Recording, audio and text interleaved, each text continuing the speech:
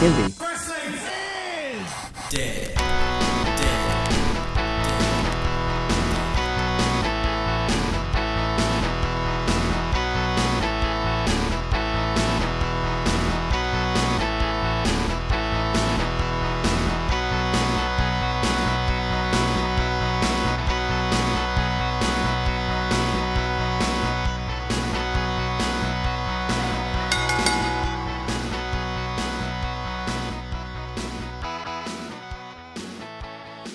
Welcome to Indie Wrestling is Dead.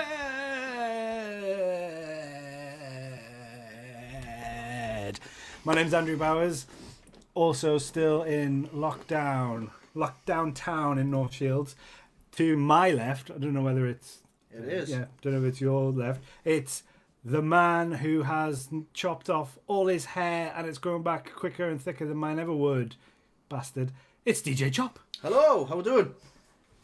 Hi, Chop. Hiya. And the man below me, oh, that's not happened before, is Mr. Oh! Come on! How you doing, honey? Oh, what a glorious time. One day, I hope we can listen to Thunderstruck, not in MIDI form, and in the fucking Riverside. Oh, yes. That'd be nice. One day. Jeez. Sick of this now! Fucking sick of this now! I want to go and I want to hug people again. That's the thing. I love hugging everyone at Riverside, and inappropriately or otherwise. It's all right. They like it. I want to hug everybody again. That was, I think, Damn it! we did one of the streams of like one of our shows, and it was like you just going around at the start, the whole front row, hugging everyone. Best of hugs. I am out of work. My hugs have been furloughed until Chop pulls his finger out and finds a cure for this fucking Voldemort virus. Shut up, man! I'm working on it. Shut up, man! Hi, friends. Good to see you. I'm doing all right over here. All the comments on that video as well were like, "Tom, you're not socially distancing." And then there was a couple. Of course not! What was that? there was some American guy who had obviously not really seen North before, but jumped on it and seen it or whatever, and he was like, "Is this happening now? Because they're not socially distancing." Yes, it was, and we just didn't care. We don't care bears that day. So, elephant in the room, not Chop. Oh!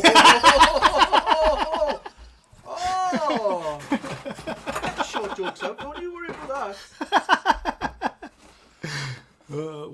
I think Tom is looking for a genuine elephant in the room as we talk. I got a fire engine because that burned. Oh, there it is. Oh. An actual elephant in the room. What? Well, actual elephant in the room and a furry stuffed lovely cuddly elephant in the room. So, is there going to be any North shows for any time soon? No, there's not. 3 minutes past 7 we had our first message, and we had probably about 5 messages, 6 messages yesterday saying, does that mean the June show is off? Yes, the June show is off. I don't know when the next show is. I'm finding out now, by the way. This is the first time I found out. But back when I thought the shops were opening in June. It'll be right. To be fair, it hasn't been confirmed yet, but reading between the lines, I think it was Fight Club Pro have also put out a message this morning just saying there's no shows. We'll let you know when there's shows, but it doesn't look like we're going to be able to have any attendances upwards of, like, I think it's going to be like 30, 40. So expect to see all the other local Northeast independent wrestling promotions back and booming, baby. But we won't be. Oh, So what you're man. saying is we care that you don't catch infections, but the rest of them don't give a shit about you. No, I'm just saying that our capacity is bigger than 30. Okay. I'm being a salty little bitch today. Can we not just socially distance everybody? Can we not just put like markers on the floor like they do at Asda, just to make sure that people stay away from each other? Could we do one outside? We could maybe do one outside, couldn't we? But then, I mean, the main please. problem is though the main issue. Other wrestlers aren't going to be allowed to touch each other. So like, we've got to have two wrestlers in a ring together. That's There the is main. that. Okay, if we can get around the whole wrestlers can and can't touch each other thing, can we not just do what WWE did this past week and just hold a wrestling show at North Towers, which is in Jesmond? We'd love to do that. Wait, Yeah, there's we'd a love North to do Towers in Great, wouldn't Jesmond. it? How come I've never been to North Towers before? It's got the massive North logo as you come off the motorway. It's you can't miss it. that. Right next to Big wrestling right ring next on to the Ray roof. Hills. That mustn't be important enough to go to it for a meeting. Massive statue of Bass Bad in reception. We've got here at North Towers in North Shields. We've got a trampoline. It's a little one, but we've got a trampoline in the backyard. Could do that. But I tell you what, though, I would love to try and do something. I don't know what, like, because everyone got real sick of everyone putting their shows out for free. Like, real quick. Everyone was like, the first 2 weeks, free wrestling, here's our show from 2 months ago, have it. And everyone went, oh, God, too much wrestling that I've already seen. We I burned still very feel like quick, there's- didn't we? We all did. We did. I think we all did. And then it was like, I mean, again, we'll go back to this, but with Chop, obviously, still being at work and going to work, working for the NHS. Easy for us to stay at home, but then all of a sudden it got really busy again when everyone was like, we can work from home quite easily. Productivity levels got pushed back up.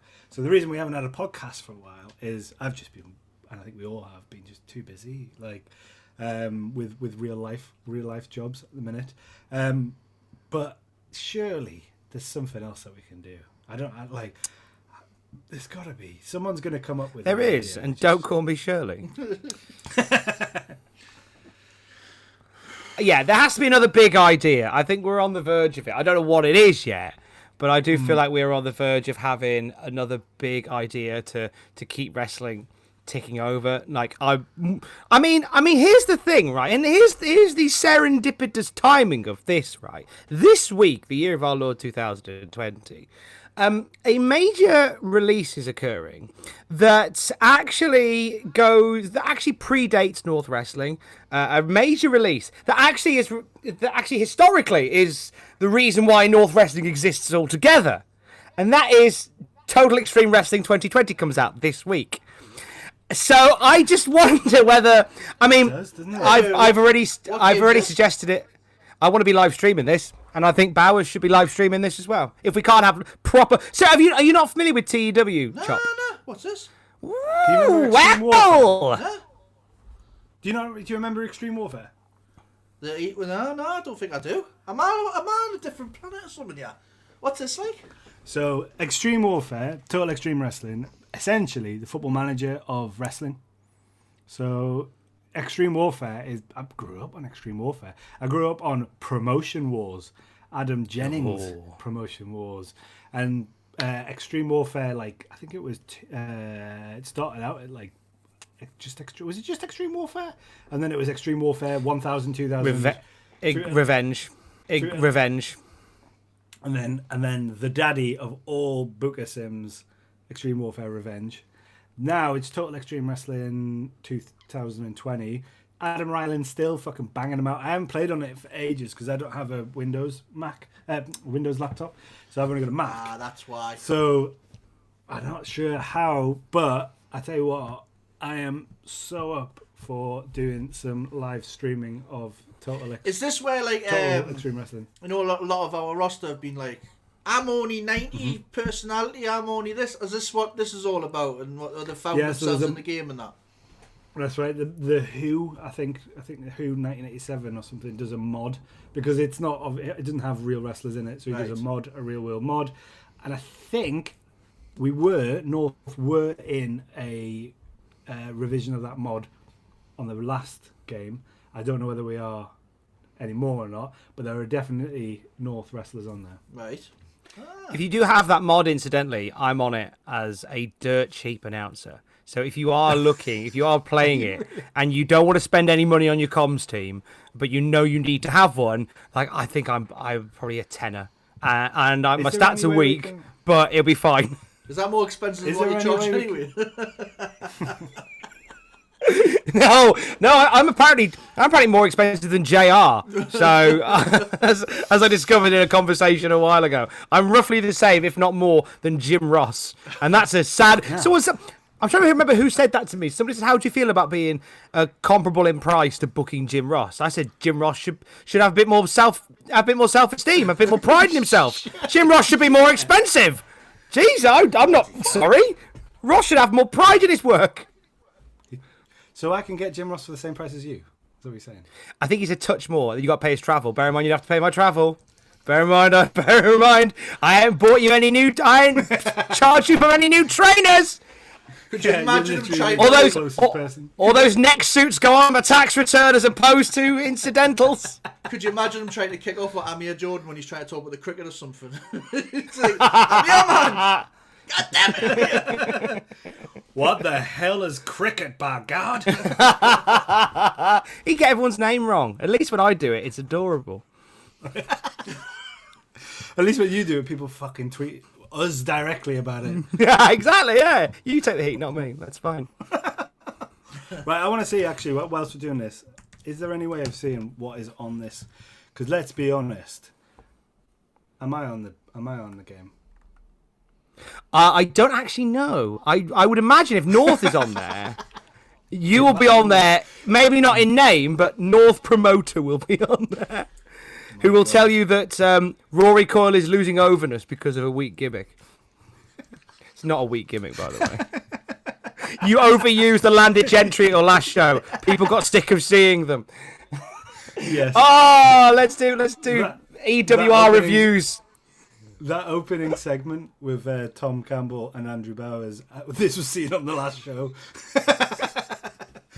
The fans got bored of it. They saw this on the last show, and the show before that, and the show before that, and the show before that. The fans were confused by the main event. That let the cannons fly by any chance? Yeah.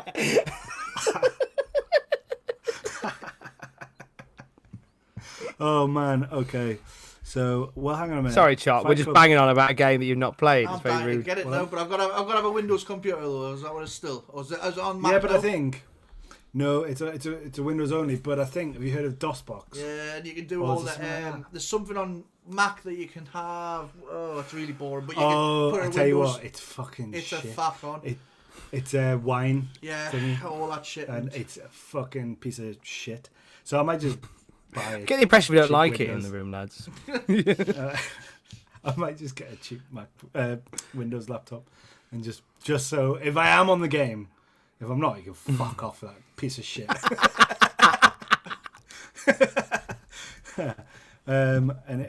You can't see whether. Anyway, we will try and find out. Anyway, enough of that chat. We'll find out in the meantime whether Bowers is on that one or not, just to satiate my own ego. But how's everyone been doing? Let's have a quick lockdown chat. It's been like 3 weeks, I think, isn't it, since we've done a podcast? It's been a while. Yeah, I'd say it was about 3 weeks, like easily.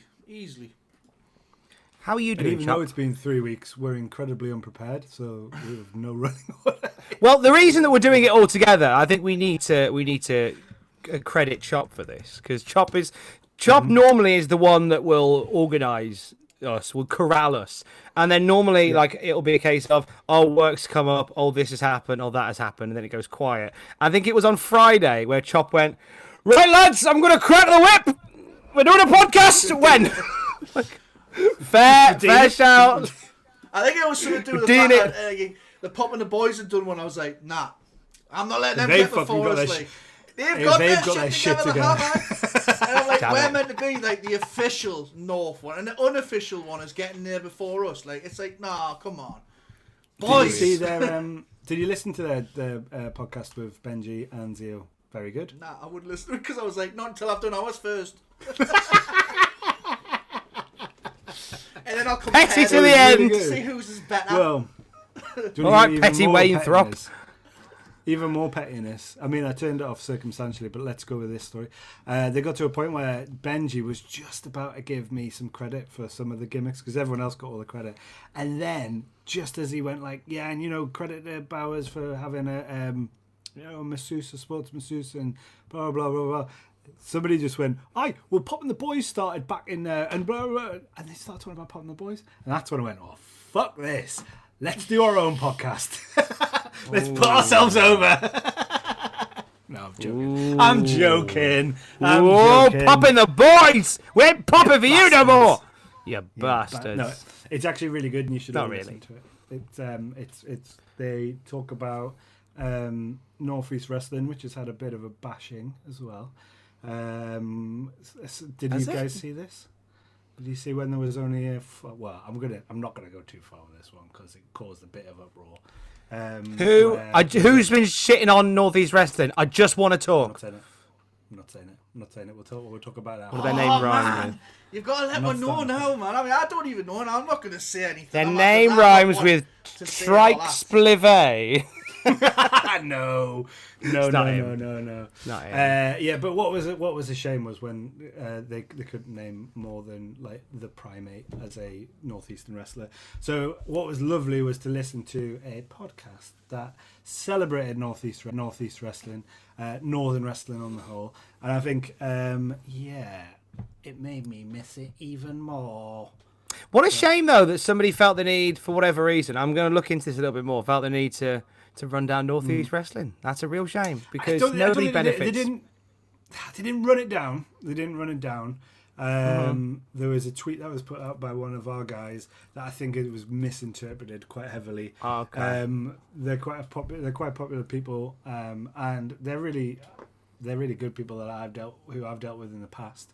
I think somebody misinterpreted a tweet and looked upon that tweet a little unfavourably, and there was just a moment where they couldn't name more than 2 Northeast wrestlers, and that kind of, I tell you what it did make me realise was that's why North's pretty important. There's so many fucking talented guys out there in the Northeast that I'm desperate to get back to showing them off and doing what we do. But anyway, that was a side note. I thought I would address that because somebody else asked me about that, but that's bit addressed. Anyway, what do I think about that guy in America who was like sitting on a talk show saying, "Have you seen these retards that watch wrestling?" And fucking, right. Oh, the comedian now. Really wrong. Well, in that you've bit. Exactly. I realised it didn't work. I realised shortly after it was just the use of the slur. R word. The slur that fucked me off beyond belief. As a father of someone with a disability, it was very poor taste. Yeah. You don't do that, man. But I thought it was just one of those things where I was like, okay, I know what you're doing. Like, feels like a bit. Wrestling fans bite. Yeah, we do. I did, and I deleted it because I realised there's always going to be guys like that. There's always going to be that, and you could spend your life trying to defend wrestling, but you'll get tired. And do you know what? A lot of stuff that wrestling does is indefensible. So you just, my mindset during this. Is that not part of the joy of it, though? Is that not part of the joy? Yeah, a little bit. I mean, me personally, like, if we get to Money in the Bank, I'm happy to wax lyrical on how brilliant that was. But a lot of the time, when I've encountered people, and I turned 36 this year, and I'm now at a point where, as a wrestling fan, I can't be asked to engage with people that don't like it. Like, I haven't got the time nor the energy to sustain conversation trying to explain to somebody why I like a thing that I like. I just don't have the time. The best thing you can do is just live and let them crack on. I can't. I'm blocking in my 36th year. I think I blocked more people on Twitter than I've ever blocked in my life because I've reached a point where I've gone, I can't be asked to be the troll whisperer anymore. It's tiring and it just drains my life force. So I'm like Tommy's candle from Power Rangers. It's burning down, and such a good analogy. Oh my god, it's true. It's that. So now I feel like the White Ranger, and my candle's lit again, and because now I'm just blocking people who, and it's not like, oh, you disagree, so I'm blocking. It's more a case of people coming at me and just insulting me out of the blue. I just go, you know what? Just you've been horrible to everybody. You crack on. Tom, I'm sure I read on Twitter that you had a death threat. Is that true? Oh God, yes, of course I have. I think I've had 2. Oh yeah, it's nothing like worth calling the police about. I know that much. It's more the fact that in the comments section, like there was a comment that said, "I'll only be happy with Tom when I see him dead in a ditch." Oh, Jesus like because apparently I didn't review a show very well, and then another guy who I think he tweeted me or something a while ago, and he said, "You better hope I don't meet you in public because you're an embarrassment to our industry, and I'll see that you're gone." Cool. Cheers! I'm talking about men pretending to hit each other and women pretending to hit each other, and someone saying that I should die for it. Oh, I get that not everybody is gonna like everybody because the world's boring like that. If everybody liked everybody, I get it. But here's a thought: if you don't like the things that I do on the internet, don't watch them. And Literally, don't you know the videos I'm gonna do. If you hover over the YouTube thing, you see my face appear, so you know that's a video with Tom in. Don't really like him. He's a bit cringe. It's all right. Just watch another one. It's fine. As the great philosopher Scooter once said, "It's nice. It's nice to be important, but it's more important to be nice." Just remember that, right? Encore, rock you down to the floor. Hey, let's pull that on. Did Scooter say that? I remember that off a Scooter track, right? That's all I'm going to say. Wine, cheese, and toiletries. I remember off a Scooter track. Respect to that man in the ice cream van, right? Iron Appa. Oh well, you know, I would say to that person, "Fuck you," like, but also at the same time, no point. They're just point hurting in the people. energy. But what gets my thing is like his username will be like Iron Man Forever 1984, and it's like, yeah, you watch superheroes, mate, so don't come at me with fucking wrestling. Yeah, you want to talk about someone with a fucking light bulb in his chest. I mean, I love all sorts, right? I love all sorts of entertainment. What are you saying about Iron Man? Well, I love what it. Are you saying about Iron Man, right? But you know what I mean? Don't come at me. Gonna kill you, bitch. mate. You know what I mean? Like, try to... Oh, great. And then again, like Tom says, I bit, and I did. And it was that weekend. I get it. It was that weekend. I where bite I was a like, lot. Right, grump that weekend. Oh, like, we all bite. We all bite, though, right? bite. But I think this is in every form of life, and I think like to segue a little bit back into this reflective time that we're all on, and I guess I'm in a lucky position to actually have to be able to be reflective. I know it's actually an incredibly stressful time for everyone, so I'm not minimizing that hope by saying that. But like, imagine being what's going through the heads of these people where they watch a review of a wrestling show and they go, "Fuck you! I want you to die." Like, it's like when you see like football matches. And I tell you what, you don't get this with wrestling fans. You never get wrestling fans really wanting death on people. Maybe you do in WWE. But like a local wrestler, certainly at our level, actually you do a lot. Thinking about it, yeah, you do. I'd love to defend wrestling fans, but I don't think I can. No. I'm an honest guy. No. I can't do it. I'll just be quiet. It's like the elephant in the room over there. Hello. But it's like when you see like at football matches, these grown men with jobs, children, probably grandchildren, and like say that Raheem Sterling at Chelsea, when they're just fucking, there's bile out their mouth, and you just think, fucking, what on earth is going on in the your majority head? of times when I've had, and I'd like to point out the 98% of the feedback I get is lovely and positive and friendly and joyful. It is the overwhelming majority, and I'm incredibly grateful to be an exception to the rule when it comes to people on the internet. That the majority of what I get is lovely. I'm very, very flattered and I'm very, very humbled by it. But obviously, we are who we are, and we see the 2%. We see that little bit that creeps through, and I feel that more often than not, when I've had tweets from people, it's just spewing bile, as you say. You look on their profile and they're like, "Dad of 2, amazing kids." Yeah. It's like, why is this on top of your agenda? Pun intended. Why is this on top of your agenda?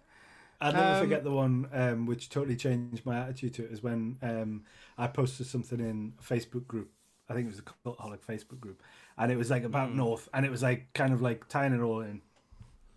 And someone said, fuck you, Tom. And I think you replied, was like, "Well, thank you very much." And he was like, "No, go fuck yourself, Tom." And I was like, "What?" It was like, this is the first time I'd really like been a part of anything like that. And I was like, "What?" And anyway, unraveled a bit. And the guy was like, "Oh, you know, I like you really. Like, it's just, you know, haha, troll life." And I looked on his profile, and there's a profile picture of him and his 2 kids. And I was like, troll life? what? And he was just doing it just to do it. Did he have all his He's teeth? fucking mental. He was a very respectable man wasn't, but by all accounts, he had 2 kids. To put a full stop on it, I think Yeah. one thing I've learned from it is more often than not maybe not so much with him, but with a lot of people that send nasty things out to people, and it doesn't excuse it, but it explains it. They're hurting. These are normally people who are having a horrible time, and normally what they are angry about is projections upon themselves, and so therefore their way of taking back a bit of control is to kick back. And sometimes the only person that they feel like they can kick back at are people who are online, because more often than not they aren't going to react. And if they do, it's a bonus, because it kind of puts a stamp on what they do. But more often than not, it's people are like that. They're not like that because they are nice, well-rounded, comfortable people. They're like that because they're hurting. And it's one of those things where again, it doesn't happen very often to me. It happens a little bit, but I notice it. I'm only just about thick-skinned enough to be able to take a lot of the shit that comes my way. Only just about. I have days where I am or at not least thick-skinned at all. Yeah, and but that's okay. But I would rather that they come to me with that than attack somebody who isn't not mentally prepared for it, and it could be the thing that finishes them off, mentally puts them over the edge. I don't want that. I would rather that come to me than other people. It sounds really pious, but it's true. Yeah. Well, I messaged this podcaster, this DJ. I got into his DMs.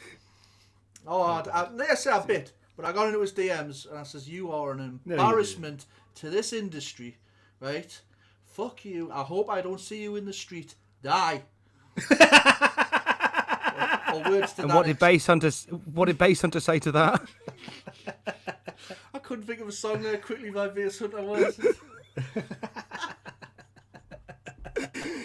Help me, Tom. What's the song? Which one? Bass Hunter thing. What's the famous? Now you're gone. There you go. Thank you. So we've got off track a little bit, but what I'd like to reel it back in and go with everything that's happening, because I think there's some concurrent themes with that. How's everyone doing? How are you doing, Chop? Well, like I say, come last week, I would say back end of Monday last week, I was in a bit of a rut, but I'm not gonna lie, I was getting grumpy around the house, I was snapping at people, I would go to work and, people would be asking us to do 3 people's jobs, and I was just getting very, very, very wound up, to the point I snapped at one of my family members, which the next day I went down and apologised straight away, because it's just not myself, but I just think with everything that's going on, it's so easily. I mean, I'm just minute compared to what some people are going through, and it's easily done, but you've just got to have a beer. I made a case now to have a beer every night, and I don't usually drink in the house, but I just think it's my little go-to now where I can have just the one. I'm having loads every night, but if I have a cold beer and I'll reflect on the day and just go, fuck it, it's not worth it. It's not worth being angry. It's not worth being grumpy. Just get on. I'm having loads if it's a competition. I'm having loads. But I'd like to put you up on something there where you said, it's a drop in the ocean compared to other people. That might be true, but then everything's subjective anyway. So it's also not true. And I think it's a case of, you're allowed to feel that way. I think, and you're allowed to feel like things are difficult. And yes, it might be, and we might be luckier than a hell of a lot of other people. But also, that doesn't really matter when you're here anyway, because not to get into too much, but I know there's people I love who are in therapy and go for therapy sessions themselves, and very very much recommended that I would go to therapy. Not getting into it too much, but just to kind of pull that over a little bit. And I'm very much someone who's just I'm okay, don't worry about it, I'll be fine, I'm dealing with stuff.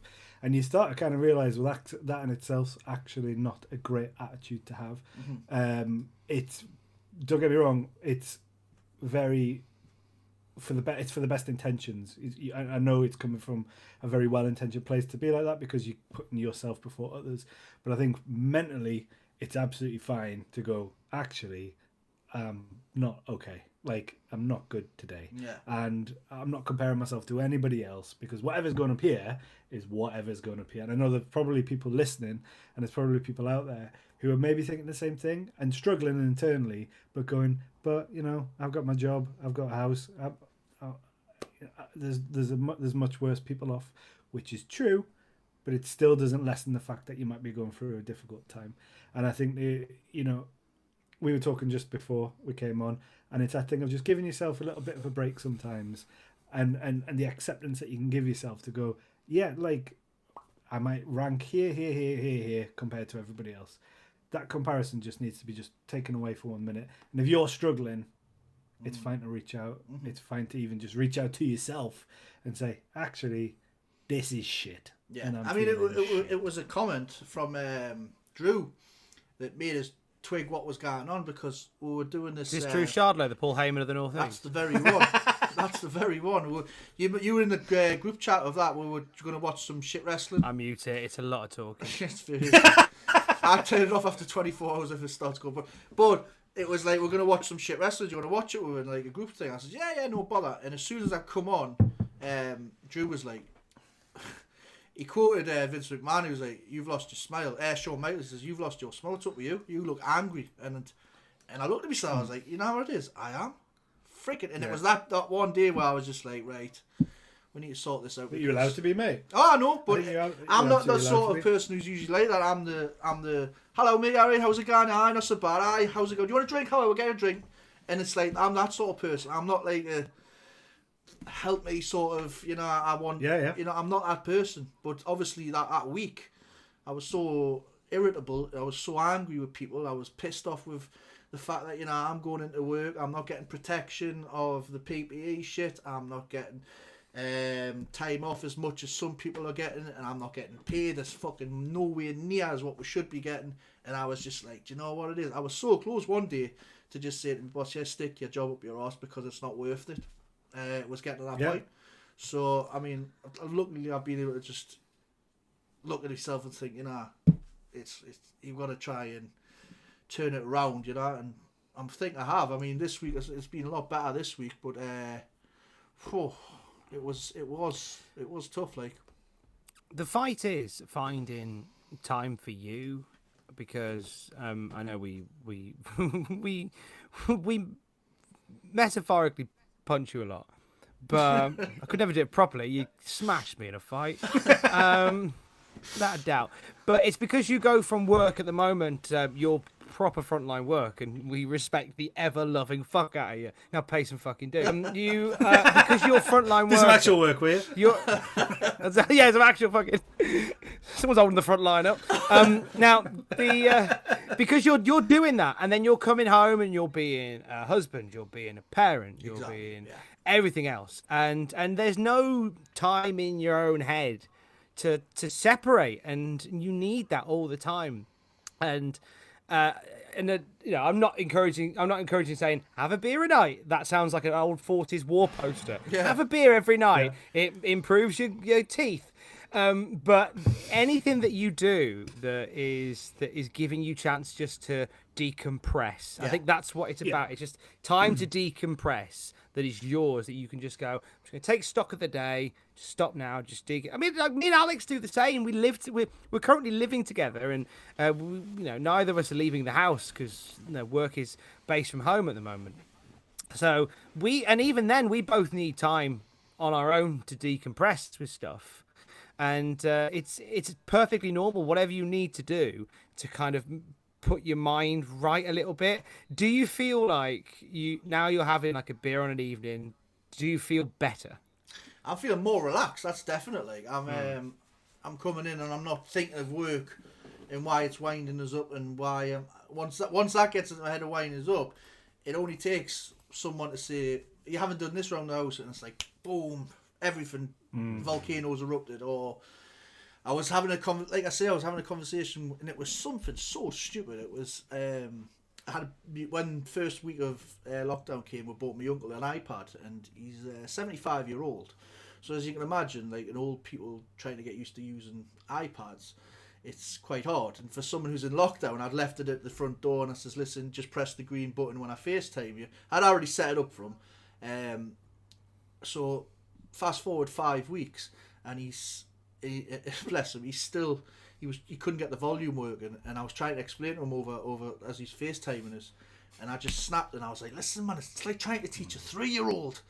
And he just put the phone down on us, and I was thinking, oh shit, like this is one of them moments where I was like, I shouldn't have done that. I straight away shouldn't have done that. And yeah, I mean, it was from there. It was after that. That's what I was like to say. After that, I went on that the group chat with Drew, and he was like, "You just don't look happy, mate. You need to. What's going on?" And I was just like, "Aye." And then the man in at work on the Monday, and I was just right. We need to sort this out because it's not good for anyone really. Because you've got to remember, you've got everyone else in the house. You're going to bring them down, so you've just got to try and. But it's a lot of pressure, and it's a lot of pressure for everybody. Yeah. And I think, not to make this a big old global political speech, but the one thing I'm scared of after yesterday's announcement, so yesterday was the announcement where things are starting to get lax, but they're not really lax, but they are laxed. What I don't like about it is it seems to be putting all the pressure back on everybody else, and it seems like it's gearing everybody up to start fighting against each other and not giving anyone a bit of leeway. You've already seen in the papers today, like there are, all the manual tasks, all the manual labourers, all the manual jobs, they've been sent back to work. First thing they do is they put out these pictures of people on the tube. I'm like, what the fuck did you expect? And then the first thing that happens is everyone starts slagging them off on Twitter, and we get into this thing where we're all fighting against each other again. Now, going back to a very much like personal level and go back to your own house, there has to be a bit of leeway given to everyone at this point. Like the amount of patience that I've learned living in a house with 3 girls and a female dog, like the hormones bouncing around the walls sometimes.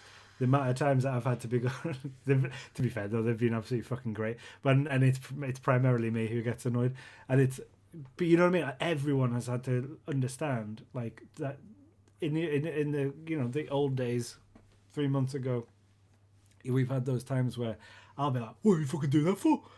I've had to stop myself from doing that and go like, Don't do that. But people are bubbling over as well, so when they bubble over, you have to understand. Look. Fine. Yeah. Like it's a you've bit got to of forgive respect quickly. and You've got to forgive quickly because that's the only way that we will all get through it. When you live with people, you've got to forgive quickly. Like I'm very blessed. You've also got to forgive quickly. Yeah, and you've also got to forgive yourself. So I think you've got to, especially when the thing is, and I was talking about this to Jade before. Like, you're working still, so mine and Tom's lives have been turned upside down in the fact that we're just at home.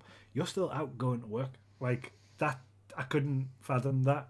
Like I get anxious going to fucking Morrison's and queuing up and people sticking their distance from me, kind of. Like I get really fucking anxious about that. If I was still going to work at a hospital, Jesus Christ, mate! Like you are doing. It's. But, yeah, I know what you're saying. It's just you let it all ball up in your head. I think that's the worst thing about it. Yeah. And once it plays in your head so much, I mean, we can sit here all day and talk about how the fact that the NHS should be on more money. I mean, when it's all out, the half of them will not be remembered for the stuff that's been going on. You know what I mean? But let's all have a clap on a Thursday. That was another thing that would wind us up. My missus was like, "How are you coming out on the?" And I was like, "No, I'm a fuck. I've had enough of clapping." Yeah. But well, then, exactly. Then halfway 30 seconds later, I feel really guilty, and I'll be like, right, let's go for a clap. Let's stay for an extra couple of minutes clapping. But what do you I'm think out of the of that blue now. post boxes? What do you think of the blue post boxes? I think that replaces any kind of pay rise. Surely we've got some blue post boxes. Can I buy a new Xbox or PlayStation at Christmas with them blue boxes? I don't think so. No, exactly. No, well, and like it's you are not alone though, mate. Oh, I know, I'm not the only one. But like I say, I'm hoping that me getting this across to everyone that hopefully you're not alone, and then me being me, who's like one of the most happy to go lucky people, is even fucking, had. We are three bubbly motherfuckers. Yeah. Who are happy souls, who have all come close to or have lost their shit in the last 4 weeks. And it's so take some comfort from that. And if anyone can I share a little? just DM. We don't give a shit. Just DM if you need to. On that subject though, I will share a little. I've been sharing this on Twitter a lot. It's a little something that I did at the end of a news video, and the reason I share it a lot isn't like, oh, I did. I think people need to fucking hear it, and I can't remember the origin of this phrase, but I know I don't know whether it's something. Sounds really bad. No, whether it's something I made up or whether it's something I've sort of paraphrased from somewhere. But it's really powerful at the moment because what happens is that we're spending loads of time looking at Twitter and Facebook and social media and looking on our phones. And we're seeing people like, hey, we just bought a pool for the garden. We're having a barbecue. What a great life we're having.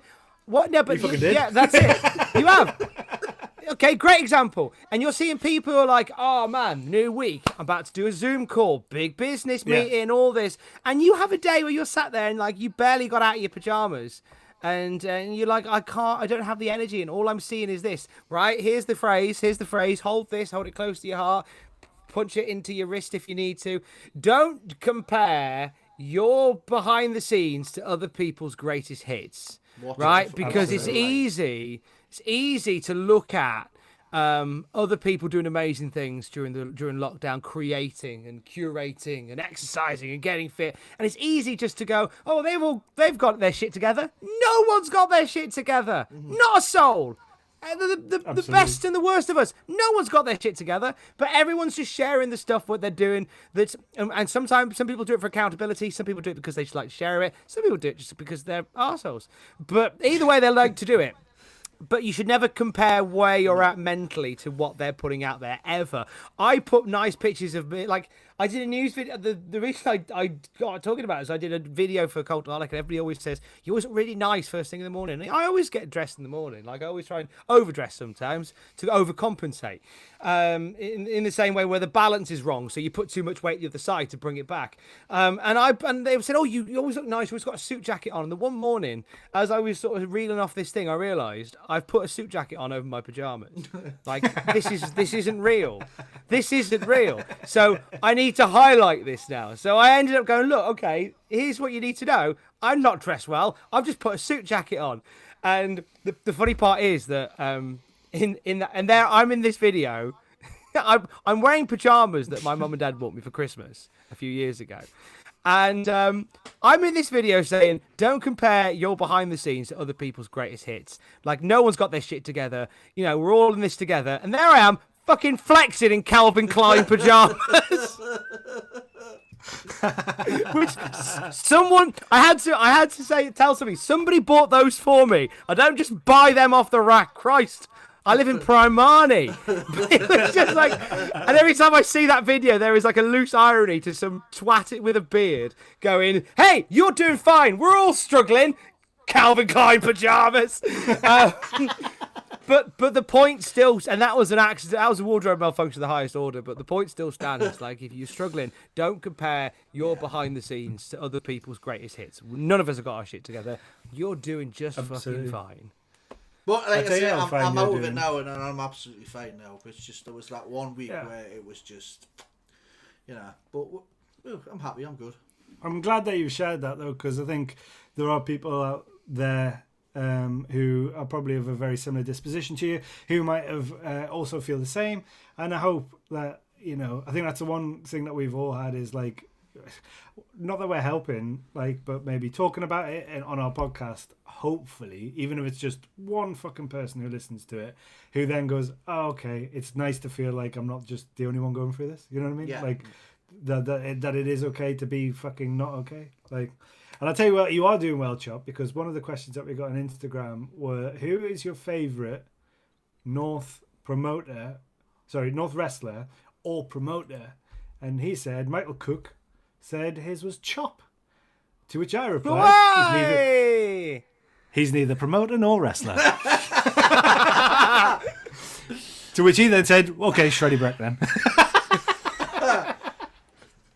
Well, you better put the strap on us now then, boy. Well, there you go. Chop, you should launch a wrestling promotion in the Northeast. I hear it's on its arse. Yeah. He already has, as far as Sky Sports are concerned. Man, I ain't gonna cook it, right? Well, I'll have to pay him a couple of 20 quid or something. Just slip him a bit of money. So, have we got any questions? I think from has anyone picked up any questions? I've had a couple. Discord. If you've got your phone bowers, there's someone Discord. Okay, well, we've got one from Colin, good old Colin Barker, who has just tweeted in and said, "What does the panel, all of whom have paid their dues?" So I don't know who he's talking to. Think of the idea that the next North event should be in an outside open space and not the Riverside due to social distancing, of course. I just want to go back to wrestling. And I think we picked on that before, and it's like, absolutely, I think that actually might be the only way that we get around this. The only problem being is those people who are in the ring, and whether they would be able to wrestle against each other. I'm not 100% sure how I would get around that, but if you are wrestler or wrestlers who live together and live in the same household, DMs are open for the first time. Any inquiring, can I get booked DMs?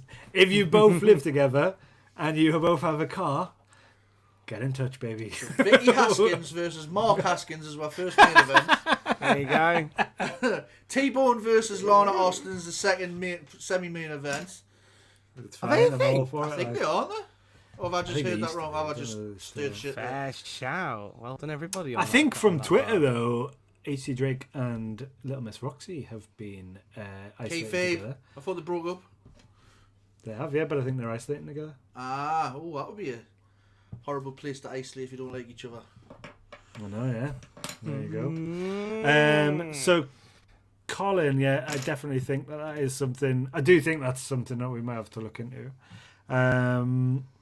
There was also a talk on Twitter yesterday. Okay, here's a good one. Somebody had asked who's going to do the first North versus South wrestling show. And obviously we were chucked into the equation with Riptide. I have asked Josh of Riptide, and I think I've mentioned it on this show before. What do you think of the idea of doing a North versus Riptide show?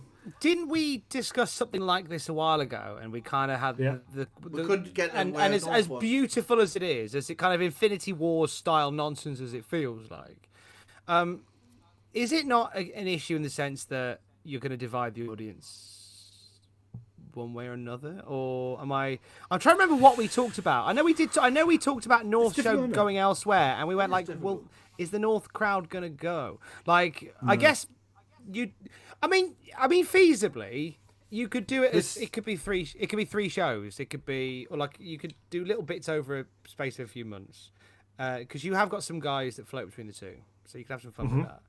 And then you'd have North versus Riptide 1, North versus Riptide 2, and then a North versus Riptide Rubber. And obviously you do one at North, one in the South, and then one in the Midlands. I don't know. Oxford or something. Oxford, I think no fans will go. But I think there's like, I mean, how do you do a versus show? It's a bit odd when you're in independent wrestling. Like, it's not New Japan versus WWE. But I think actually, since it was first floated as an idea, I know that Riptide actually have much more of their own kind of core roster. They've got like Jordan Breaks, Cassius. I'm really showing my lack of knowledge here, but they definitely have like more of a like a southern-based roster,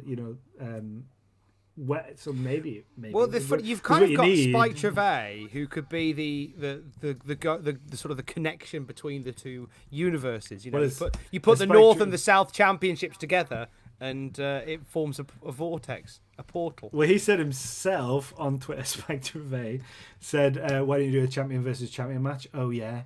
So I was like, But that is the first socially distant championship match that we can actually do. Spike Trevay versus himself.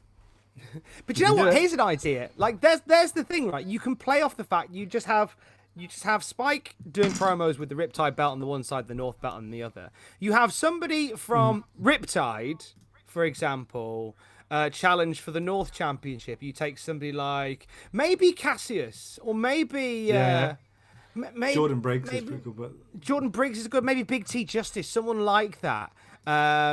Is Big T still with them? I'm not sure. But you take someone like that and you have them challenge for the North Championship. And so you have a competitive match. Then you have somebody from North go, I don't think so, mate. Boff, knock out Cassius. It's our belt. You can fuck off. And then you have Spike down south defending the Riptide Championship against the North guy. I like that. Maybe Amir Jordan, because I know he's done stuff. I think rather than like versus shows, I quite like the idea of like home and away matches, or like, you know what I mean, like. That's nice. So when I was in a band, like, we used to like, we'd go down to say we played a gig in Brighton with the band, and they would come up to Newcastle and they would support us in Newcastle, and we would support them in Brighton, and it was a good way of kind of like going back and forth, connections, like a gig exchange or whatever. Yeah. I'd be open to something like that. I think it definitely opens up like the possibilities of. I think especially after we come out of this, like the promotions that are still around are definitely going to have to try and help each other. And I think if there's anything that anyone's, I mean, basically, if there's a concept there that's going to put asses in seats, I'm all for it. You know what I mean? So yeah. Mind you, that first show back. You do realise, Tom, that we're going to be the first people they see at the quiz. And, like, all the boys, I know for a fact, right? I'm going to be in the quiz. You're going to be in the quiz as well? Well, I know for a fact, all the boys are fighting over who's going to take the first Rick Rude atomic drop. Because it's a big thing at the minute, isn't it? So I say, one of us takes the atomic drop before the boys and just piss them all off, like, and just. Do you know what? I know getting heat with the boys is your wheelhouse, Chop. Yep. So I'll let you crack on with that. I'm one with keeping good. It's gonna be interesting. I'm gonna get emotional when that happens. I'm gonna get a bit emotional. I'm 36 years old, and I don't mind telling you, I'm gonna probably do a bit of a cry. Well, I've got to admit, when you sent us that video through last week, that was a couple of weeks ago, 3 weeks ago. I'm not gonna say too much about it because I know it's very much under wraps. But just seeing that little snippet, I was like, oh shit. There's a backstage video. There's a backstage video which was sent by Alex, who's one of our camera guys. And me and Alex have been trying to get a couple of things together, a couple of projects together. It's like kind of, again, going back onto the whole lockdown thing, the momentum kind of, it's really hard to get a whole bunch of people like moving in the same direction at the same time and motivated to do anything, especially when it's quite a big thing. But he sent me this one clip through, and it was of us three, and I think Carl, and I think Sam, who used to work on the show, was on there, and a couple of other people in the background. And it was pre-show where we're dancing to Thunderstruck behind the curtain, and it was that one where it was like, fucking hell, like that just seems like so far away as well. Like, it's mad that we were able to do that just sometime this year, because it was in February, and it just seems like so far away. And I think that's going to be a special old time when we first come back and burst through the curtains. I might have to join you in the lap of honour, Tom. Yes, we are socially undistancing from everybody. Everyone's getting a kiss. I'll have to get rid of my provided my temperature isn't over 100. Yeah, that's what we'll do. We'll just go around with a thermometer and just go. Right, I'm going to take everyone's temperature before I hug them. That's the thing. But that's probably going to be what we're going to be doing, is taking people's temperatures on doors, hand sanitizing on a regular basis. I mean, the other side of the coin is we're talking about being real.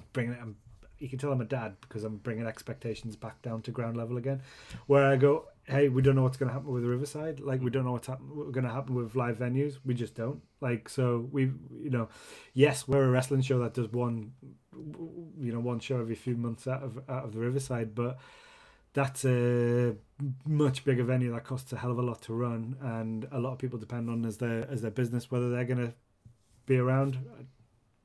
Fuck knows. Like, I really, really fucking hope so. So there's a lot of hoops to jump through before we get to that. Where would you go if it didn't? Fucking hell. I haven't even thought about that, obviously, but North Towers will fight from the ground floor to the roof. So how bad was that last night, Tom? Or was it good? I haven't seen it. I haven't seen it. So I haven't seen it. I'm watching that night. I tell you what, I don't even know any of the matches. I've not watched anything since Mania. I haven't watched anything since WrestleMania. I have been so fucking busy. I haven't, and kind of part of me has just not had the time to follow any wrestling. And following wrestling. I go for this period of wrestling of going like, yay, wrestling, I love it. Then back down to I can't do the wrestling that I love, so it makes me really sad watching wrestling. So you didn't. So you didn't see who won Money in the Bank then? I have no idea. No, can I just check? Right, can we make some? If only you'd been paying attention to the show, you'd know already. No, I don't. See, can I? Right. I tell you what. Should we do this as a thing? I'm gonna go through the Money in the Bank card. I'm just going on. Come on, give me. I'm going on cage match. Thank you. I won it last night. Did you? I thought you had that for a while. I thought you won it in a raffle. You won the chance to fight the champion in a raffle. Fight Alberto Del Patron in a raffle. So I've got the card here. Anymore. No. Yars. I've got no results here. I know about that. We've got no result. No results here. Cage match. Okay. Chop, do you know any of the winners of this? I know no winners. I just know. I know who's actually. I know the title match between Strowman and Bray, but I don't know who's won it or anything like that. I think, I've not watched anything since Mania. Like I think it's just now the point of no fans. It should have just been stopped from Mania till SummerSlam. But that's my shitty opinion. I've not even been on the Twitter feed. I've been on our notifications, but I've not even had a look on Twitter today. I agree with you. I don't think they should be doing shows, but that's by and by. Well, selfishly, it's kept me in work, so I'm really glad that they've carried on. Well, yeah. Kept me getting furloughed, so I'm all right. Absolutely, yeah. I mean, I'm Thank you, greedy millionaires. Because of you, I can continue to buy crisps. So, WWE SmackDown Tag Team Title Fatal 4-Way match. The New Day, Big E and Kofi Kingston. I still love Big E, you know. I still think he's been criminally... I think he could have been about 4 or 5 years ago. I think he could have been in the main event picture. I've said that before, and I stand by it. Stand by it. The champions, didn't know that, versus John Morrison and The Miz. I didn't know that John Morrison was back. Did I know that? I knew Morrison was back. I think I did. Versus the Lucha House Party. What? Grand Metallic and Lince Dorado. What? How long has it been since you've watched? They've been team for ages. Oh my god. The Forgotten Sons, Steve Cutler and Wesley Blake. Do you remember Gunner from TNA? I do, yeah. He's their manager, so that gives you a little He's their manager, right. He's their manager, Jackson Riker. Riker. He's their manager. That name. Jackson. And Blake from out of Blake and Murphy from NXT that time, and a guy called Steve. Steve Cutler. And with the weather, Steve Cutler. Thanks, John. And the Sons of Anarchy sort of gimmick, is that what it is? Like, yeah, it's kind of, yeah. It just they've just. I've got a real problem. Like Aces and Eights, and like Disciples of Apocalypse, and whatever else is biker gangs and shit like that. I hated Aces and Eights. Pretty much. I've got a real problem with the way that they spell Jackson. You know why they do shit like that, don't you? It's for Google it, isn't it? That's why they changed. That's why Taz has 2 Z's. That's why, like, you know, it's unconnected to WWE, but it's why Jordan Grace is spelled Jordan the way she has. You know, it's stuff like that to make you stand out. Jackson Riker. So if you were spelling Jackson with an X. Oh no, Jackson! Sounds like he's from the West Midlands. So you're spelling it with an X, right? Does it need the extra S in there? Jackson. Jackson. That's ridiculous. Anyway. So I think Chop, what's your prediction? I think I've got my prediction. I think they retain. Lucha House Party. The New Day retained last night. Yes, of course they did. Pinning the Lucha House Party. So that's it's even worse for everybody involved. Good match. Fun knockabout match to start the show. Was it good? Yeah, it's good. It's all right. Was it done in there? Was it just done in the format of a no audience, just the match happened? Yeah, so basically, everything they're doing now outside of our main event tonight is coming out of the Performance Center in Orlando, where they're allowed to do it. And it's in front of no crowd. And I'm kind of used to the aesthetic now. Thank God after about a week they moved the hard cam. because the hard cab initially was facing empty seats. And now they've moved it to the hard cab is facing the entrance ramp, which feels a lot nicer, but still the issue. The big thing is, all jokes aside about whether they should do it or not, the big issue is that they say, "Oh, we want to provide escapism from the world right now." So, but every time you see the performance center, you don't escape. You know, like this is happening because of the problems in the world right now. You can't escape it. It's like when Graham Norton is a Zoom call, and it's like, I'm fucking sick. I'm fucking sick of watching Zoom calls in my day-to-day job. I am more sick of seeing Graham Norton do a Zoom call with some famous people. It's so bad. Like, every fucking... I don't like The Last Leg. I'm not a fan of the program, but I watched it because it was new, and we need to see something that I haven't already seen before. And it's just... It's this. Like, there's hundreds of these happening. Like, leave it alone. I don't want to see Graham Everything on Norton TV right now feels a bit like an episode of Through the Keyhole, because you're seeing everybody's houses, and it's lovely to see how Tim and Thingy from Sunday Brunch live. But man, I'm obsessed with that show. Did you see it yesterday? I didn't watch it. No, I didn't watch it. It's a Zoom call. It's a Zoom call. It's currently a Zoom call. Fucking ridiculous. All it can be. I've got so many issues with Tim Lovejoy. Like, if you he's a guy. He's like the Forgotten Sons. He's a guy that's fallen upwards. Is Tim Lovejoy? I can't believe he's still in a job. Have you read any Soccer AM to Sunday Brunch? He was what a brilliant pride. in Soccer AM though. I mean, he was well, okay. What I'm gonna read is right. You're gonna bear with me here. Now we've got a Tim Lovejoy reference. I mean, I'm obsessed with how bad Sunday brunch. Yep. Sunday brunch. How bad it is. Like, I'm obsessed with it. I'm not gonna be able to find it, but there is. My brother sent me an excerpt of Tim Lovejoy's autobiography from the 90s. Right. And whoa boy, the 90s were a different time. He wasn't writing a story about Lorna Austin, was he? Like the last episode. I mean, Jesus. you know what's been really bad is that there's no update to that fan fiction. Thank God. He's probably gone to jail. Let me double check. Actually, I'll double check. Okay, right. So, right. Okay, this is a excerpt from Tim Lovejoy's autobiography. Okay, and it's entitled "Toot Camp." While we are talking about women on football pitches, there is an unwritten law that states that any woman under 40 that walks around the pitch must be subjected to a chorus of wolf whistles and a "get your tits out" chant. The thing is, I believe that the women that do go on the pitch know full well this is going to happen.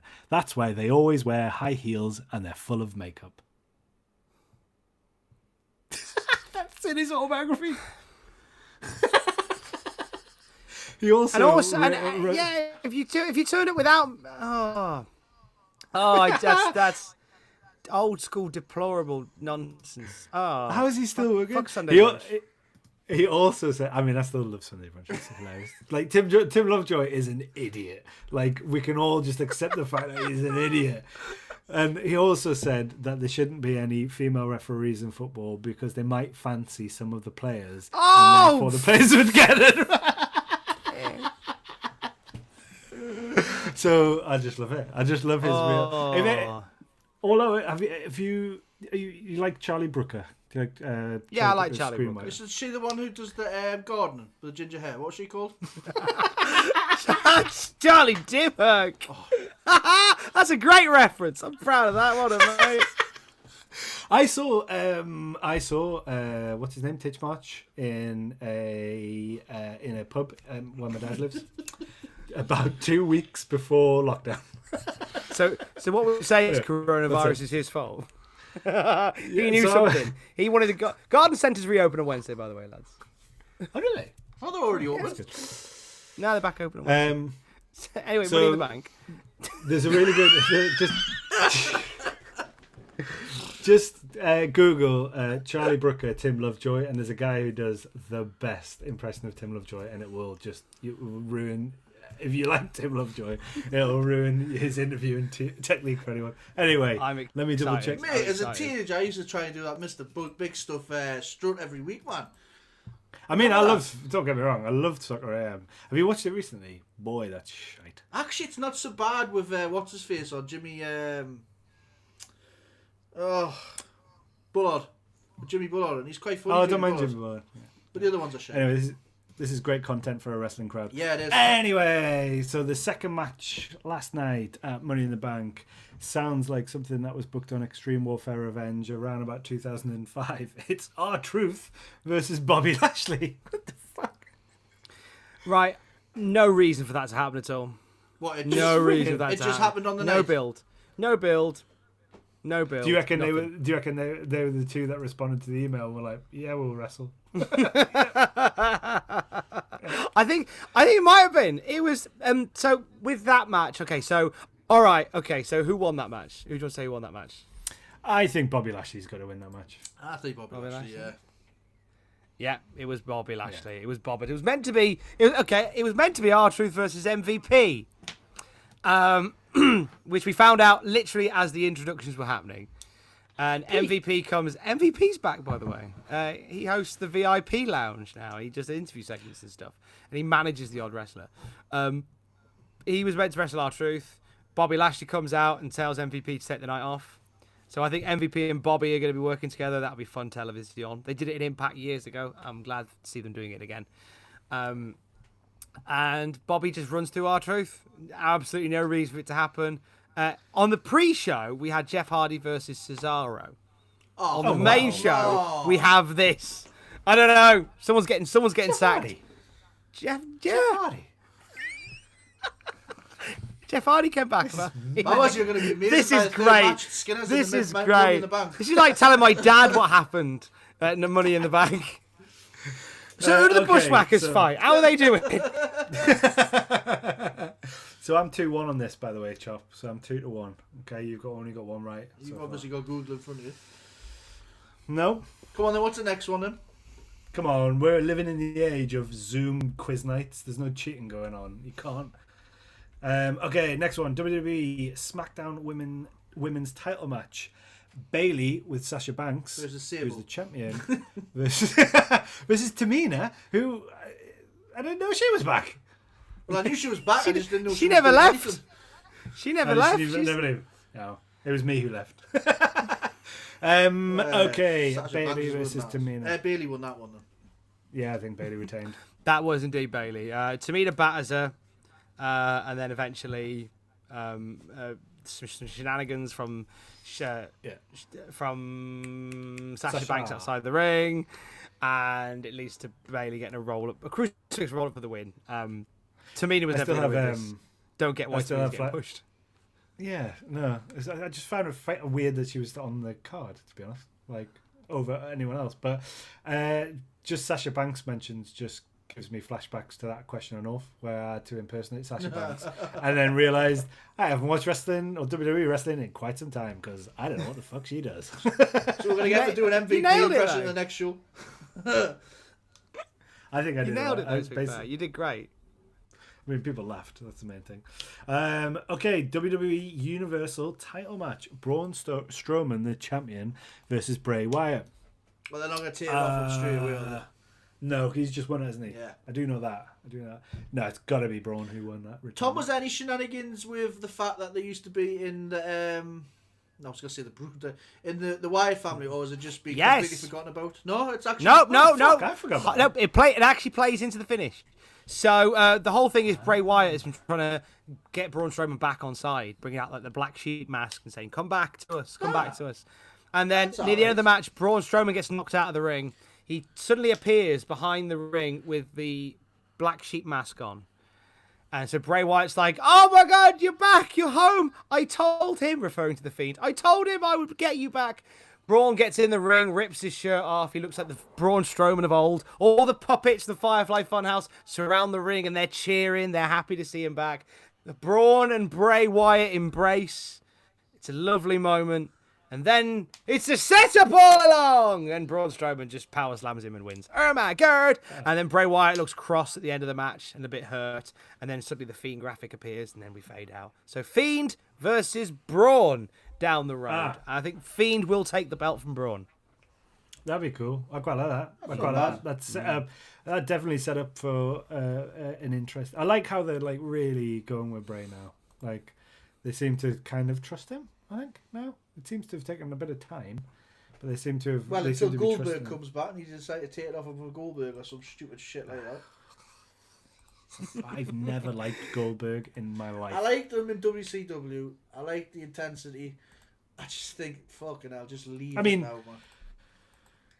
I think saying liking him in WCW was one of those things where it was like, well, like you were supposed to. Like, I wouldn't say I was like, oh yeah, Goldberg. It was just like, and again, it's in hindsight because he's been so shit after there.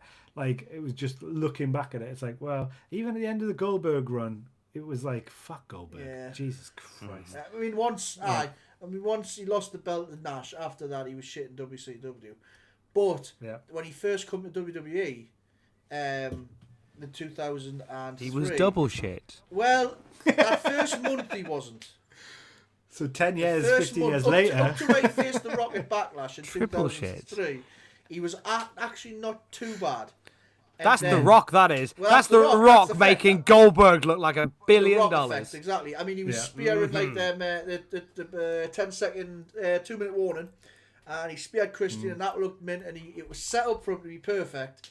And then it just went to shit. Yeah, but then you got to... No, because you then had to have an actual match. But he had not a bad match with The Rock, so you think, well, if The Rock can get him through it...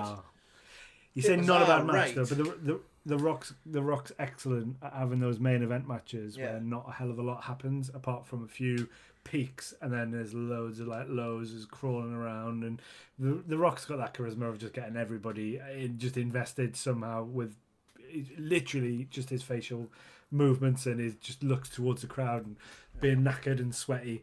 Like that Goldberg match with the Rock was not. But the build up to it was. It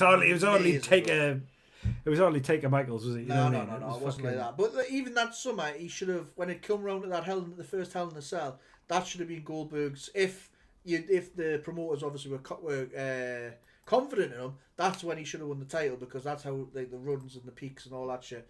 But it didn't, and then as soon as that didn't happen, I was like, nah, he's not good here. And then when he's returned again later on, the 30-second match he had with Brock in the main event of Survivor Series, I mean, Jesus Christ. I mean, it's not really his fault, though, is it, really? It's Again, not Brock's. I'm calling them rotten, but it's nobody's fault other than fucking Vince McMahon's, really, let's be honest. So, okay, this one, I did watch a bit of this.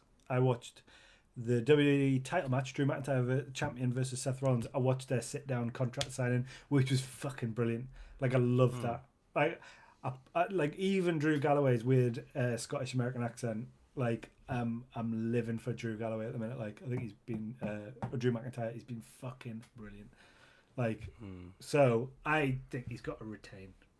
Surely. Job. What's the I think he's retained that. You don't take that off him straight away. What's the reaction on Twitter, Tom, for like American Twitter fans for Drew McIntyre? Is he still being seen as this unstoppable force that they all love, or is it just a case of... This is the thing. This is the real sucky thing. The general consensus is people love him. Uh-huh. Like, people love Drew as champ. Like, he has got, like, he is a handsome man. He is a strong man.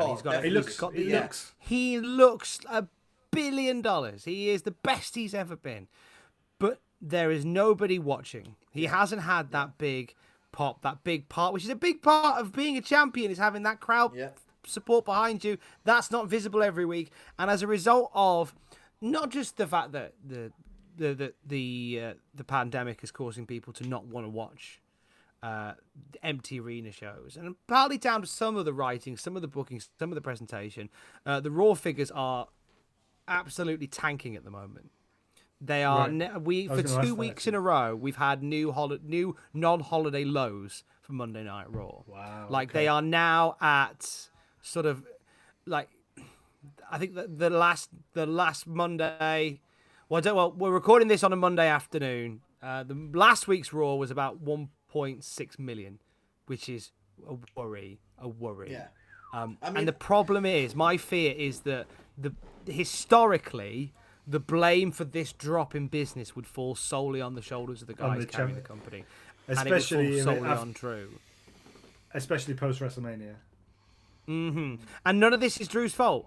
Drew is going out there and he is grafting, and he has got such a presence. And if there was a crowd there, like, you would have possibly the hottest property in wrestling on your hands. But I genuinely think people aren't watching WWE telly right now as much as they were because it's uncomfortable. I haven't been watching it since Mania, but again, it's a sense of, and we'll talk about this later with a question that I've got for you. It's having fans there as that soundtrack to make or break it. I mean, he could have just cancelled after the WrestleMania. Could have just says, right, that's it. And you know what Trump's like? He's going to have them bloody allowing them to do live events June, something like that, June, July. Then you have a build up for the first, Then you can have a build up to SummerSlam. Drew's first, and then that's how you can bring them in. But they've tried to do it, and it's put me off. It really has. The thing is that they have. I'm not excusing it. I think they should have. They could have done something where they could have bought themselves some time. They've got these TV contracts deals, these big money TV contracts where they don't. The thing is, the TV companies have relaxed on it because the TV companies originally said we agree to live programming from WWE every week, but they've even gone, look, we don't care considering the circumstance if it's live. We just want the first run. So like whatever you tape. So now they'll tape Raw, SmackDown, and NXT over a Monday and a Tuesday. They'll get to the Performance Center on the Monday. They'll tape three episodes of an episode of Raw, an episode of SmackDown, an episode of NXT. And then by Tuesday afternoon, they're wrapping up and they're away again. And they'll do that rinse repeat every week now, rather than flying everybody out live. You know what could have brought the ratings up, though? You could have looked at it this way, right, and thought, we haven't got a live crowd, but what have we got in Arsenal where fans going, oh, I've got to see that? Well, if anything's to go by, they've just done this untold story between Mick Foley and Triple H from Royal Rumble 2000. That lasted, 50 minutes? They could have had that on for an hour and people would have tuned into Raw to watch that because it was, if he said, see it before it hits the network, people would have watched that live. Sunday night, they've just done that Undertaker Last Ride documentary, right? If you had done the same and says, listen, instead of Raw, we're going to put season premiere of the Undertaker's Last Ride first episode, people would have tuned into that, and the ratings, I think, would have probably stayed. I mean, it's getting it to continue week after week. I mean, what, we're into 7 I'd argue they're doing that. They're doing the pay-per-view we just had, the match that we're about to talk about, has been heavily hyped as something very different, something that doesn't require a crowd, and that's been a big build within the company for weeks. So they are, and the one thing, regardless of practice and stuff like that, the fact that they are trying so hard to find new ways of bringing the product to life and not exposing how empty these places are with stuff like this wacky Money in the Bank match. They're doing it and they're finding ways to do it. And you know what? All the cinematic stuff they've done so far. Don't get us wrong, that's been great. I mean, been great. From the Boneyard match and from what I've read on Twitter today, it has been entertaining last night's thing that we'll get to once Bowers gets on to the next one. But they have been doing some good stuff. It's just when they've got to do these in-ring matches and it's you're trying to, especially when they've brought the new talent in, because obviously night after WrestleMania they bring all the new talent in who's going to be brand new and that, and it's you can't really get a reaction when it's, it's hard. It's very hard, but it's like you say, it's nobody's fault. Yeah, and to mention to go back to the match itself, the Drew Rollins match was really, really good. Yeah. In ring, best match of the night, hands down. Nothing comes close. Right. They worked their asses off, and I'm gutted that match didn't have a live crowd to react to it, because they would have eaten every single second of it up, and it would have made Drew look like a world beater. And that's what makes me sad about this Drew title run, is that we haven't had the crowd behind him yet, and he needs that at this point. Imagine this pandemic in April 1998, right? So WrestleMania 14, gets shut down. They have to move it to a training facility. And that's the night where you have Shawn Michaels versus Steve Austin. Right. And then the following Raw is from this training facility. And it's the rise of the rattlesnake, of Steve Austin as champion, with no one there. It's a big example. It's an exaggerated bit of hyperbole, but it's the same idea that you're trying to launch somebody brand new. This isn't just like a hotshot title reign. This is, we are making a new main eventer from scratch. So I've just watched that, Tom, right? I literally just rewatched that the night after WrestleMania 14, and the first night is it the first night or is it the second week? Whatever it is, let's just say it is where McMahon gets him to dress up in the suit. Right, and he comes down the ring, tells her to take a picture. You'll never see me do this again. Blah blah. Rips the thing off. Now the crowd is absolutely crazy. Do you reckon that would still work in the PC? It would still be a great bit, but you'd lose something because the crowd aren't there popping for it. Yeah. But it's so that's the thing with a lot of stuff that Drew's doing, like. Drew's doing great stuff, but there's no one to pop, and that's not his fault. It's not his fault, unless he started the pandemic. I don't think he did. And that's what sucks for Drew. But the match, in ring, the match he had with Rollins couldn't have been finer. I thought it was really solid. Well, I look forward to watching that later. Yeah, it was great. So do we? I don't know if you noticed that my connection just kept going in and out and in and out. So I kind of like. Did you shake it all about and then do the okie dokie? I did, and it seems to be working now. That's how I always get clever working tool again. said about I'd kind of like disappeared you off the screen, so don't worry. No one noticed until you mentioned it. Well, I'm getting fibre broadband on Friday. I'm so excited. Also, we haven't got a pixelated Tom anymore. We'll have a clear face Tom. Clear face Tom from Friday. Fantastic. So did we find out who won that? Because obviously I said it was Drew McIntyre. I think Drew. Do we find out? It was Drew. It was clean as a whistle, Drew. There was no shenanigans. What's the scores on the doors, Powers? 4 to me, 3 to you. All right. So you're going to have to maybe put it out there a little bit. Right, so next. Top can win this if he correctly identifies both winners of the Money in the Bank match. That's true. Very true. Absolutely. So Money in the Bank ladder match. And these happened simultaneously, right? They did. So, and was it really good? It was so much bollocks. Simultaneously, what do you mean? Like, so the girls and the boys sat at the bottom of the stairs and went, listen. So the ladies start, the women's start. The women's match starts by the lift. The men's match starts in the gym. Right. Sexist. Okay. The men start where the muscles are made, and the all women the ladies start in go the to the shop. toilet together. The women start in the handbag store. They love going to the toilet together, so they start by the toilets. Men start at the butchers. Men start at the sausage shop. Yeah, because they got big penises. So they're all going to eat each other's sausages. Yeah, it's not even gay. Not gay when you suck a dick. Dick, if I got to suck to get a blowjob. I'm not editing the show. I'm telling you right now, I'm not editing the show. It's not gay if somebody else sucks your dick. Close your eyes. Think of a girl. Think of a long-haired Shawn Michaels girl. A long-haired Shawn Michaels girl. Oh God. Anyway, so this match.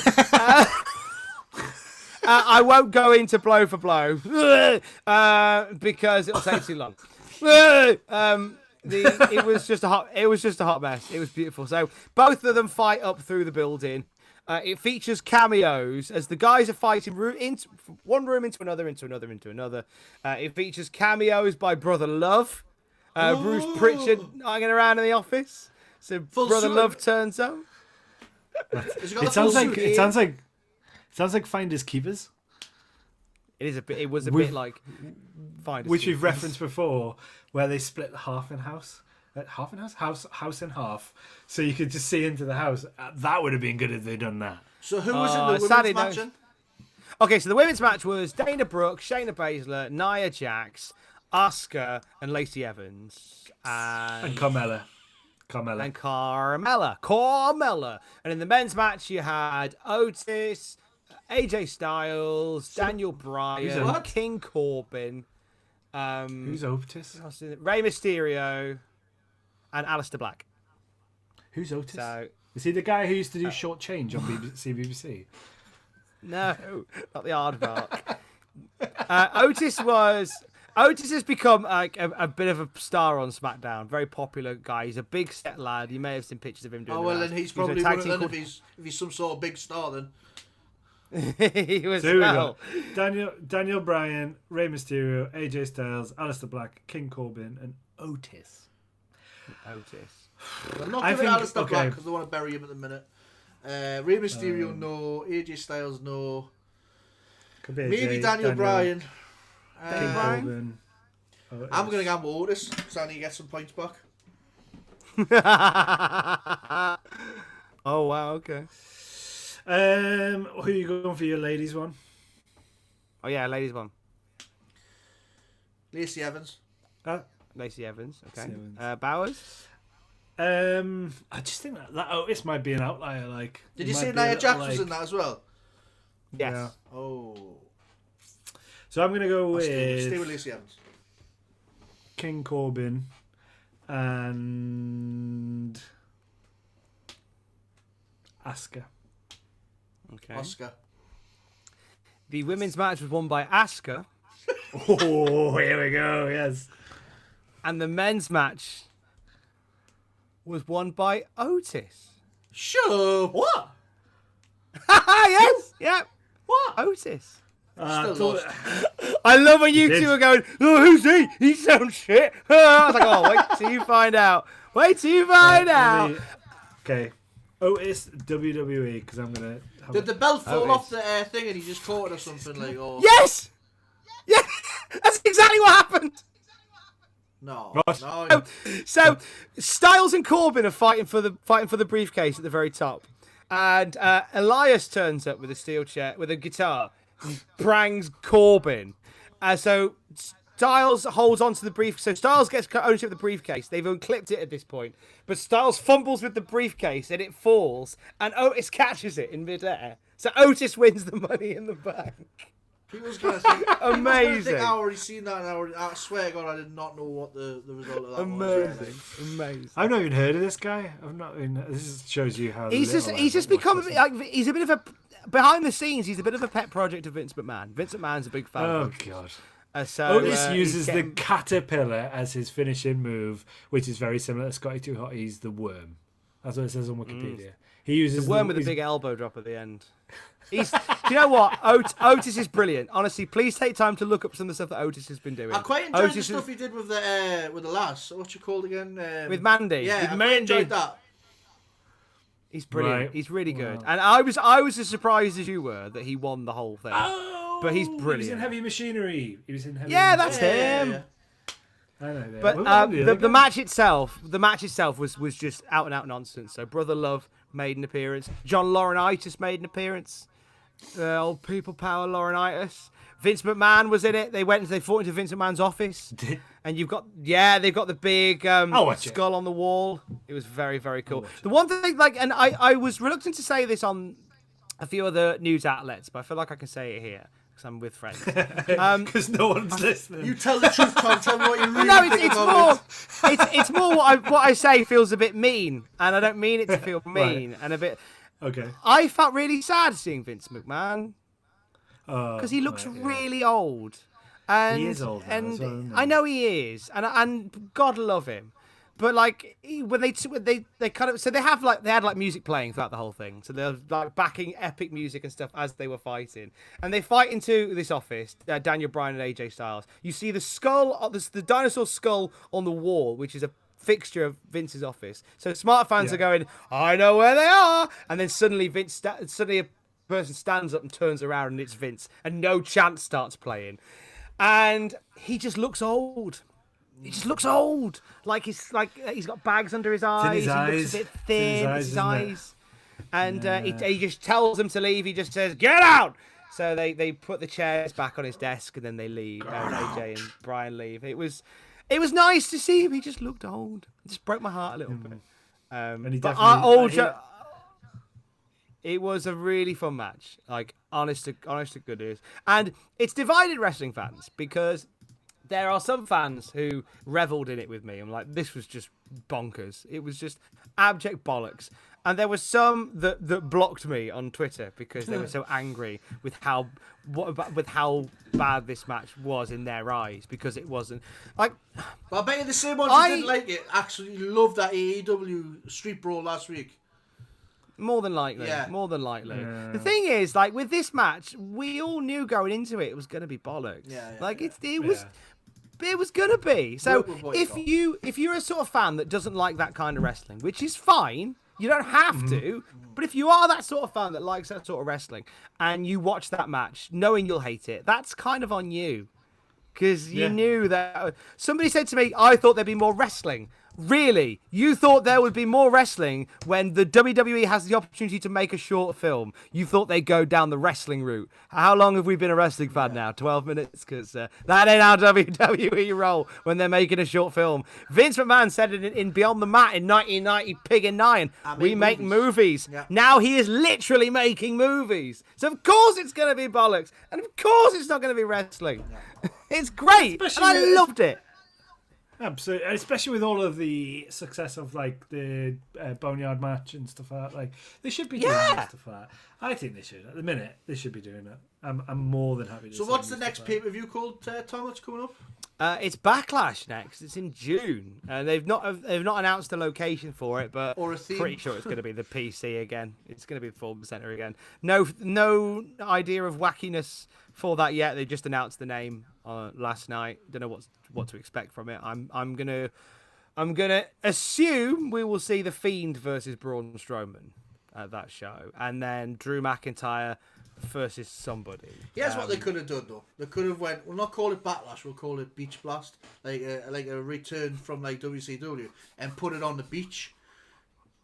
With nobody They're probably around. holding off on that idea for SummerSlam.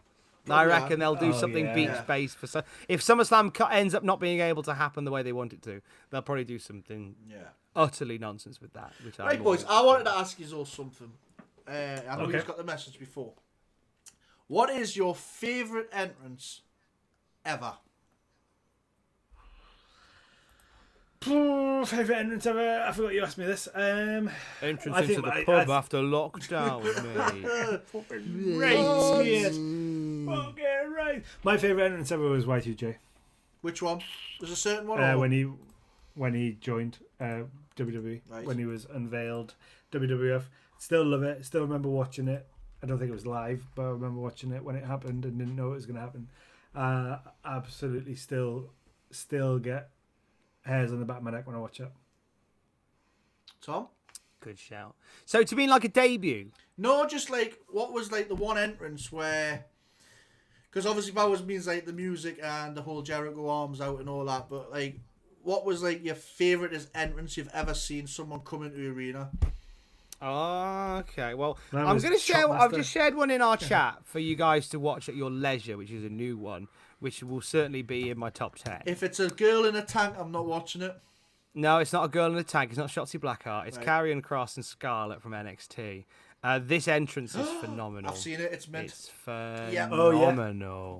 As soon as Screwface Ahmed went, this is amazing, I was like, I've got to see what this is about, because that's a good recommendation if he thinks it's I could see Screwface making it like that. Yeah. I really could. Okay, top entrances of all time. I'm watching it now. Like, this is really good, this. It's good, isn't it? I want to let Bowers watch it for a second. I want Bowers' reaction to what he's seeing and what he's hearing. Can you hear it as well? Yeah. Oh, she's singing it. He's watching it. This is exciting. It's great for a podcast, this league. I don't care. I want to hear Bowers. So she's singing it. She's mouthing the words. The end is here. Ooh. We're enjoying watching you watch that. I love overly cinematic, cheesy as fuck wrestling. It's redonkulous. Absolutely redonkulous.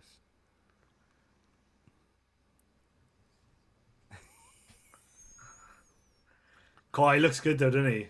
Oh, I know, right?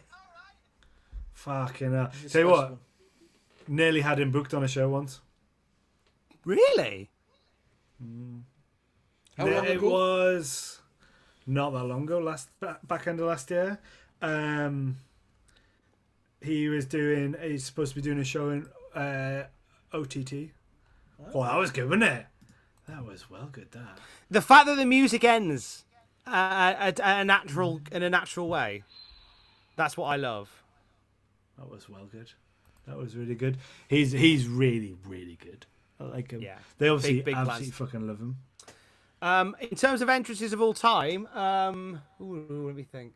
I think in terms of like for importance and significance, Steve Austin's march to the ring at WrestleMania X7 is really simple but really brilliant. Yeah. Just that swagger, the crowd, In Texas. everything. Yeah, in Texas, the commentary was right. It was perfect. In terms of like grandioseness, I always loved Bobby Roode's debut in NXT. To Glorious. Yeah, that was when good. he's on the pedestal that lowers, like stuff like that. I love watching when it's NXT. Like WWE, like they get so much of this bob on for all their faults. Like they know how to package something to make it look massive. Like, and a lot of other companies still trail that. But the way you I'd mentioned love that, to have seen. Sorry, Bones, go on. No, you go on. I was just going to say, like, with the Bobby Roode one, as I was mentioning before, we're having fans there. The fact that that the crowd joined in and helped made that song is what it was because everyone was singing it. That soundtrack viral, again, didn't it went viral. It was absolutely unreal. I never saw Undertaker live, and I would love to have seen. I think there's something about the Undertaker entrance, which is it's like one of those big American. I don't know. You know what I mean? Like there's something just like the Undertaker. It's I can't put it into words what that. It's like an American showcase of this is America. This is like. Oh, you mean the biker one? Undertaker. Just no. Like just the the Phenom's entrance. Just when the lights go off, it's just one big dude called the Undertaker. His gong fucking goes off. The crowd on the big stage. There's something just uniquely American about that experience, which I think I would love to have experienced a WrestleMania Undertaker entrance. I think because I don't think there's anything like that. I fell asleep during SummerSlam 1992 when I missed that entrance. And I'll never forgive myself. You fell asleep at Wembley? Yeah, I fell asleep at Wembley. I'll let you. To be fair, my little brother fell asleep during West Brom's final at Wembley, so you're in good company. But I was fucking because it's not funny. It's like everyone says you get goosebumps. I was fast asleep. I was fast asleep in my grandma's arms. Oh, Fast asleep because I'm fucking Macho Man and fucking Ultimate Warrior. Don't curse the dead. But So you must have been. they put me to sleep in that match. So you must have I been love. about, what, How old were you, chap? I would have been 8 years old. 8 years old. We got on the bus from the ice rink as well. We got the bus from the ice rink. It was like 4:30 in the morning to get to London. It was insane. I do love how you at went 8 though there you're at like, 8. away man, that match was shite. Kenny got no chemistry between them. No, I'm knackered watching that. I remember waking up. Just like this. I tell you what, fucking Nana, wake us up when these two are fucking stuck with their bullshit. Fucking tell you what, man. Well, when I paid my dues, I'll be out there making a better record than they did. Your granddad was like, I can't believe we've paid all this money and he's fucking fell asleep during this. I woke up though. I think there was fireworks or something going off at the end when when Bulldog won, or something was going off. It was really loud and it woke us up. So I remember waking up at that point. But oh my god! Oh, you slept through the main event as well. Yeah, I didn't wake up. It was like fucking 10, 11 o'clock at night. It's 8-year-old. Stunning. Absolutely stunning. My mum wouldn't even let me go to the Whitley Bay ice rink. Well, me and my friend actually has this thing, right? Because I went to the ice rink one, and he reckons he got Bret Hart glasses, and I reckon I did. And none of these fucking did, because my mate reckoned he got them as well. Bullshit. Well, I can't remember. Chop, I feel that might have been a dream you had at the venue. I feel like my granddad's going to pull a pair from the merch table and be like, "There you go." And I've always thought Bret would give us them. or something stupid like that. Brett comes over to a dribbly 8-year-old chop, fast asleep, and puts his glasses on his head. No, I was awake for the whole match Sleep well. because I didn't have to. Well, Sleep well, my for prince. one, I was like You're not a year gonna, older. you're not going to want to see this. Bulldog's fucked. I was a year older, so I would have been like 9, 10 now. So, hey, didn't have a bus journey at 4:30 to go all the way to friggin' London. So I was a little bit more awake. So I would have stayed up for the main event, which was Bret Hart versus IRS. I remember that. I think we've been through that, haven't we? We went through that before in one previous episode. But Wembley. Oh. And it was on the documentary. If you've watched that documentary, The Last Stand, Undertaker, he's seen coming down with the hearse. He's got like the proper UK hearse coming down. I'm like, There's chop asleep on the side of the shot. and the trouble was the seats that were had wasn't in the stands or anything. It was floor, but it was like second last row of the floor. So there's not much I could have seen. I had to be on my granddad's shoulders most of the time. Got to see Virgil. Way. Fucking Virgil. Get nailed off nails. Fucking Virgil! Right, so we've got some more questions on the back of that we're gonna skip through these. I'm gonna have to wrap this up because I've got to go for my tea. Yeah. Agreed. Same here. I didn't know we'd go 2 hours. Bowers, we'll not have nothing to talk about. Like an hour and a half later, we're like still talking.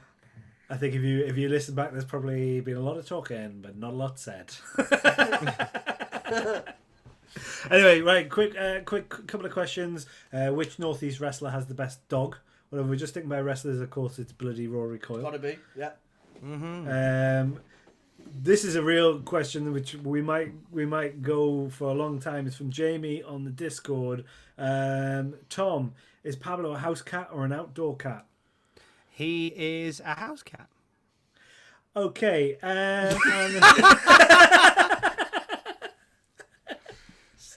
do love your Discord. We really do. He's been in self-isolation for 7 months.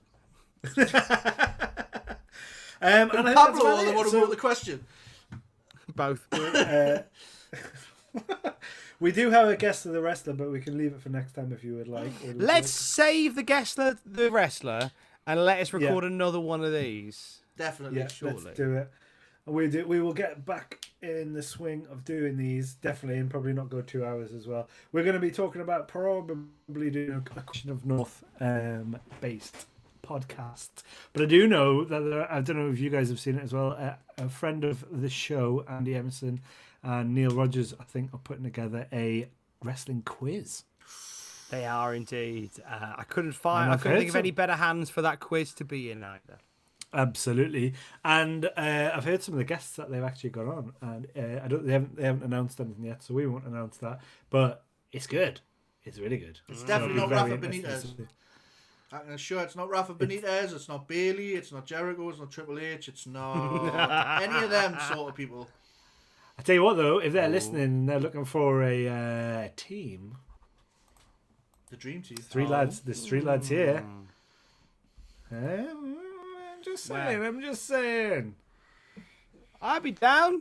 I'd be down for doing some wrestling quizzes. Quizzes, don't you, Tom? Are you sick of Love doing quizzes, quizzes? Yeah, turn off. No, it's fine. I don't mind. I'm more often not like hosting them. I quite like just to be in one. Yeah. Someone else to do a quiz for That's me. what I mean, I'm yeah. all right with that. Yeah, down with that. Exactly. Down with that completely. So yeah, if Andy Emerson is listening at this point, if anyone's still listening by this point, that's what we're looking at doing. We'll hopefully be back for a podcast soon. No shows for the foreseeable future. Definitely interested in anyone else's ideas of maybe of any content people would like to see. Would definitely be interested in maybe streaming some Total Extreme Warfare with the boys. That might be a way of doing a virtual show on Total Extreme Warfare. Sell tickets for it. Yeah, we should. And then we've got we will be streaming NCL 23 soon. That has been in the works for a while. There hasn't been any kind of reason to do it, any call to do it, but we might get back in the swing of streaming some stuff and chucking that out on our YouTube for free. Thank you for subscribing, and thank you to everybody for still supporting us. We've been quite quiet on Twitter because we ain't got much to talk about, but yeah, thank you for listening, and very nice to see you two And we'll hopefully speak to you two soon again. Yes? Yes. Yes, please. We have to sing the lovely. outro because I haven't got the music in, so we've got to do Da, da, da, da, da, da, Da, da, da, da. Da, da, da.